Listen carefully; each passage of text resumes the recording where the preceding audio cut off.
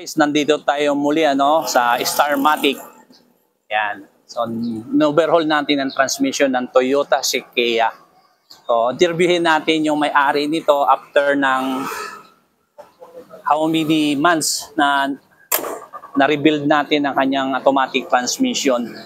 So, interviewin natin yung may-ari dahil nga po, naka 6 months na po ang itong after namin ma-overhaul ang kanyang transmission.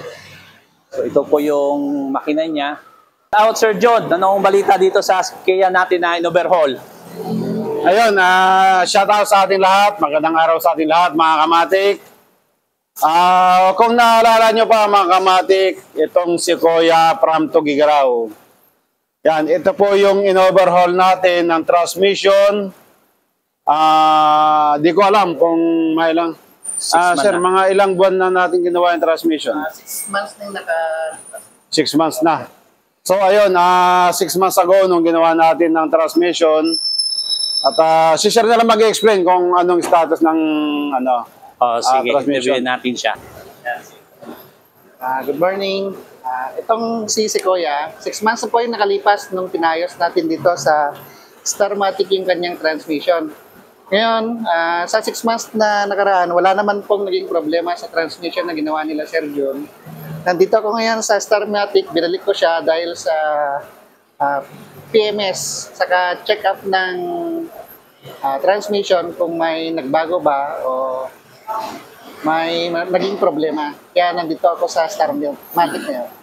Naman sir, yung paggagawa namin, wala ka naman naging issue sa 6 months. Sa 6 months po, wala pong naging issue sa transmission na ni-rebuild ni Sir John sa sakyan po. So, ba sa ginawa namin dito sa Starmatic?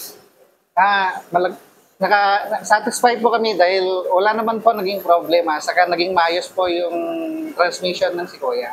Simula sir sa Tugigaraw hanggang dito sa Maynila, mga ilang beses nyo na kaya naibaba ito papunta rito? May biyahe sa loob ng 6 na buwan.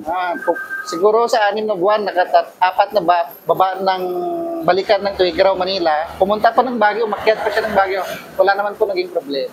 So, yan po nakita po natin at least na bumalik po yung overhaul po namin na automatic transmission nila Sir John dahil nga po naka 6 months na siya, so kinakailangan po natin chicken ulit at the same time ipa-PMS mo to sir. So, Full PMS na. mga ilang araw kaya sir? Ito, Sir, ito possible na iiwan ulit ni Sir yung sasakyan kasi full PMS, heavy PMS po yung gagawin natin sa makina.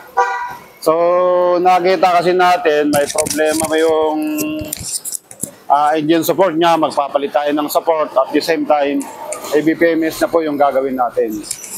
So sa ganun gagawin natin, mas bibigyan natin ng more power, more